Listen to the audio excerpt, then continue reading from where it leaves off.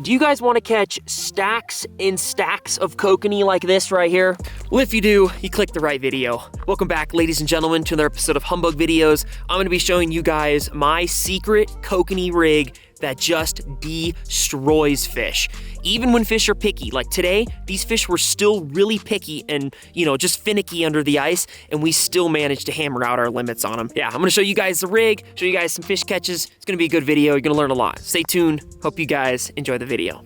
All right, so here's an up-close view here of the rig. Now, it's a sabiki rig, which for those of you that have fished in the ocean for mackerel and sardines and, you know, or you fish for halibut and you need to get bait like anchovies or whatever, you guys will know what a sabiki rig is.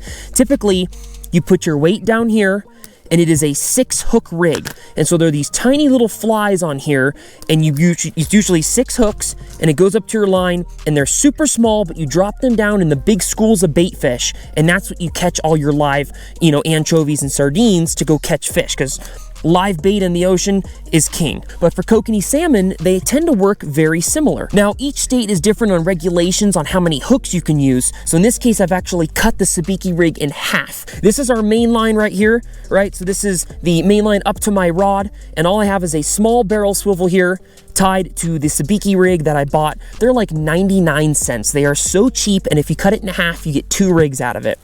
So I've got 1 sabiki, 2 sabiki, 3 sabiki, and then the weight at the bottoms.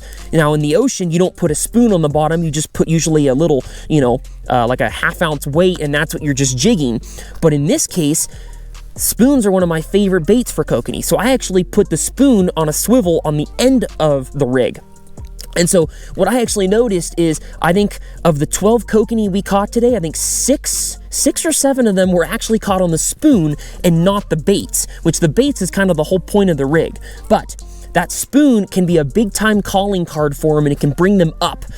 Sometimes as well, you can put this in front of the sabiki rigs, right? So if you put it right here instead of the swivel, then the fish are chasing the spoon, but then the flash distracts them and they get into these guys because this is what has the bait on them. So you can also tip this as well with the piece of bait. But, you know, sometimes it's nice to just leave this alone because this draws them in, and then you'd rather hook them on the sabiki rigs because that small hook really keeps them pinned. You can get really creative with the spoon. This here is a Swedish pimple.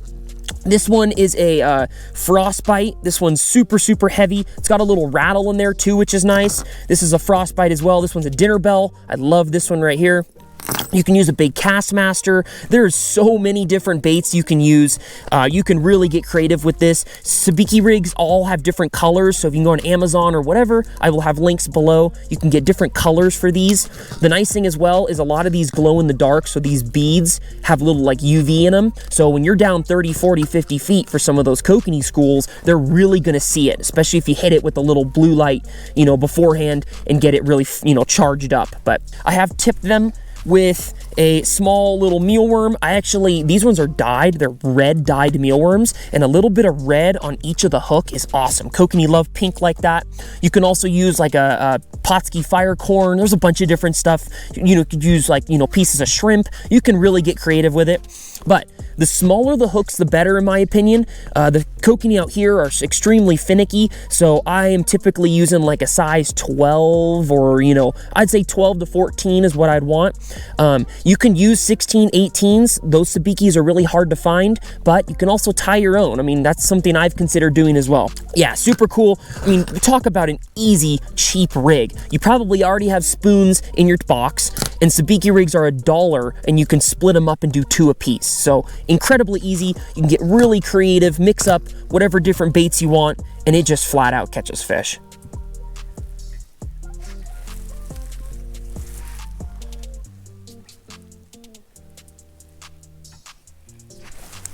There we are. Come on, buddy. Do not get wrapped up in that transducer. There we are. So as you guys see here, this is what a school of kokanee looks like. If you notice, there's a lot of fish there right around the bottom, pretty saturated, and then there's one fish up in 20 feet, but that's why fish finders with this are so important. You gotta know right where to drop that rig, you know, right on top of them. Another thing you'll notice here is the cadence at which I'm reeling. You notice I do that slow lift up. Occasionally you can kind of reel slowly as well. There's certain cadences that really get, tend to get more bites. And you notice here when I hook up, you notice how it is a constant slow reel. That is the key. These fish have super soft mouths. You don't want to pull the hook out. If you guys enjoyed this video, you're going to definitely like more on my channel. Hope you guys enjoyed. We'll see you guys next time on Humbug Videos.